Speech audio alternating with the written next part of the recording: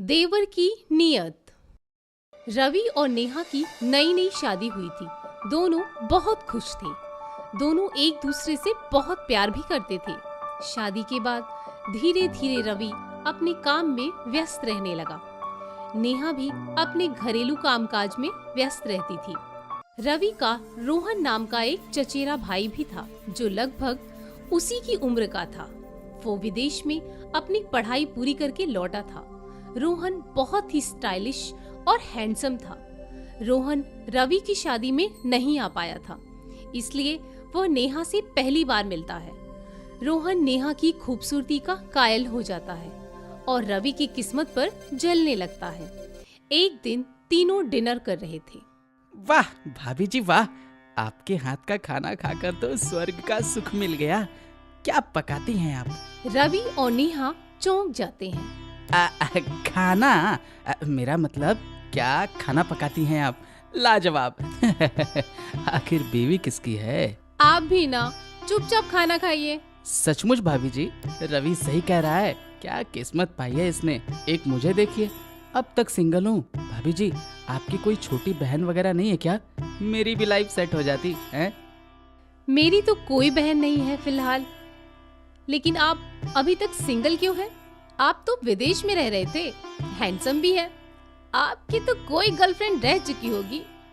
अरे कहाँ भाभी जी, पढ़ाई करने गया था, गर्लफ्रेंड बनाने थोड़ी। और जो खूबसूरती देशी लड़कियों में होती है वो इन विदेशी लड़कियों में कहाँ होती है। मुझे तो आप जैसी कोई चाहिए, और अगर मैं यहीं होता तो पक्का बता रहा हूँ आप मेरी बीवी होती। कहते हुए रोहन हंसने लगता है। नेहा शर्मा जाती है। रवि को रोहन का मजाक पसंद नहीं आया, लेकिन उसने कोई प्रतिक्रिया नहीं दी। रवि हमेशा की तरह अपने काम में व्यस्त रहने लगा, लेकिन रोहन किसी न किसी बहाने से पूरा दिन नेहा के इर्द गिर्द ही मंडराता रहता था। एक दिन रोहन सोफे पर बैठकर टीवी देख रहा था।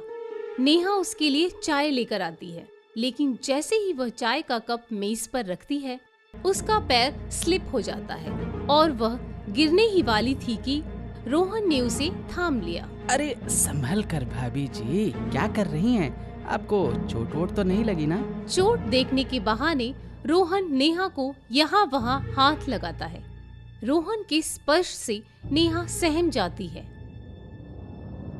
और फटाफट उससे अलग होकर खड़ी होती है। अरे मैं ठीक हूँ, पता नहीं कैसे पैर स्लिप हो गया था। Thank you Rohan. अरे इसमें थैंक यू कैसा? मैं तो हमेशा आपको थामने के लिए तैयार बैठा हूँ। भला कोई आप जैसी खूबसूरत बला को कैसे गिरने दे सकता है? आपको रवि के साथ नहीं, मुझसे शादी करनी चाहिए थी। आपको कभी अकेला छोड़ता ही नहीं। रवि के पास तो टाइम ही नहीं है आपके लिए। नेहा को रोहन की बातें थोड़ी अजीब लगी, लेकिन वो इसे मजाक समझकर बस मुस्कुरा देती है और किचन में चली जाती है। नेहा को छूने का एहसास रोहन को मदहोश करने लगा। आज मुझे सचमुच उस गधे रवि की किस्मत पर जलन हो रही है। ये हुस्न की परी मेरी बाहों में होनी चाहिए थी। उफ, क्या खूबसूरत एहसास था इसे छूने का।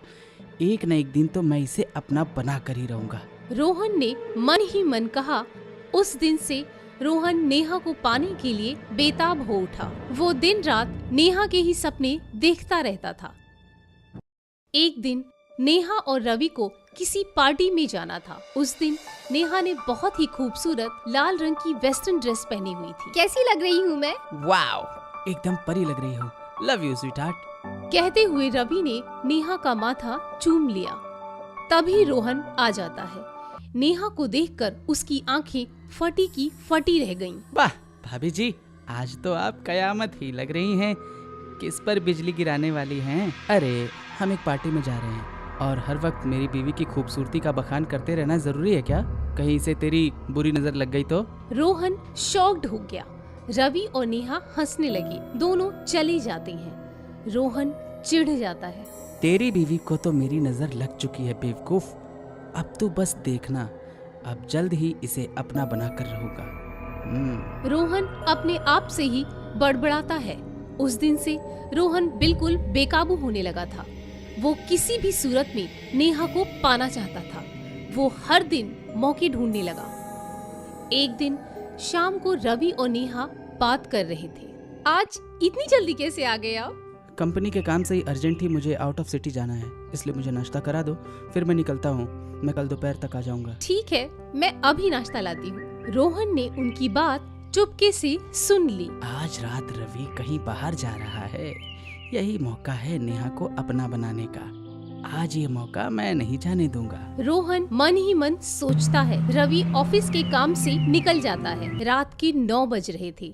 नेहा बेडरूम में जाकर नाइट ड्रेस पहन लेती है और सोने की तैयारी करती है कि तभी रोहन आ जाता है। अरे ये क्या भाभी जी, आप इतनी जल्दी सोने जा रही हैं? हाँ, वो ऑफिस के काम से आज रात कहीं बाहर गए हैं, इसलिए मैं जल्दी सोने जा रही थी। ओफो, मैंने सोचा कि आज दोनों भाई बैठकर कॉफी पियेंगे, पर रवि तो चला गया। कोई बात नहीं, अगर आपको ऐतराज ना हो तो आपके साथ कॉफी पी सकता हूँ। नेहा का मूड तो नहीं था, लेकिन फिर भी उसने हाँ कह दिया। ठीक है, आप बैठिए, मैं कॉफी लेकर आती हूँ। अरे नहीं भाभी जी, आप बैठिए, आज मैं आपको कॉफी बनाकर पिलाता हूँ। लेकिन अरे भाभी जी आप बैठिए, मैं बस यूँ गया और यूँ आया। कहते हुए रोहन किचन में गया और 2 कप कॉफी बनाई और 1 कप कॉफी में नींद की गोलियां डाल दी। रोहन कॉफी लेकर बेडरूम में आता है। दोनों कॉफी पीने लगते हैं। कॉफी पीते ही नेहा का सिर चकराने लगा। ये मुझे क्या हो रहा है? अचानक मेरा सिर भारी क्यों लग रहा है? कहते हुए नेहा लड़खड़ाते हुए खड़ी होती है और गिरने ही वाली होती है कि रोहन उसे थाम लेता है और बेड पर गिरा देता है। रोहन नेहा के साथ जबरदस्ती करने की कोशिश करता है कि तभी वहाँ रवि आ जाता है। रवि तुम, अच्छा हुआ तुम आ गए। देखो ना, पागल हो गई है ये, पहले कॉफी के बहाने बुलाया और फिर छी, मैं तो सोच भी नहीं सकता था कि भाभी जी मेरे साथ। इससे पहले कि रोहन कुछ और बोल पाता, रवि ने उसे एक जोरदार थप्पड़ मारा। चुप हो जा नालायक, मैंने तो तुझे उसी वक्त देख लिया था जब तू चुपके से हमारी बातें सुन रहा था। मुझे तेरी नीयत ठीक नहीं लग रही थी। मैं चला तो गया था, लेकिन मेरा दिल घबरा रहा था, और घबराता भी क्यों नहीं, मैंने आस्तीन में ही सांप जो पाल रखा था। अब अगर कोई शर्म लाज बची हो तो निकल जाए यहाँ से, और फिर कभी भी जिंदगी में अपना ये घटिया मुंह लेकर मत आना, वरना पूरी दुनिया को तेरी करतूत बता दूंगा। चल निकल यहाँ से। कहते हुए रवि ने रोहन को धक्के मारकर घर से निकाल दिया। रोहन शर्मिंदा होकर चला गया। रवि ने नेहा के मुंह पर पानी छिड़का। वह घबरा कर उठ बैठी। रवि, वो रोहन। ठीक है, कुछ कहने की जरूरत नहीं है नेहा, मुझे सब पता है। मैंने उसे घर से निकाल दिया है, अब वो कभी वापस नहीं आएगा। कहते हुए रवि ने नेहा को गले से लगा लिया। Like, share and subscribe ताबू TV.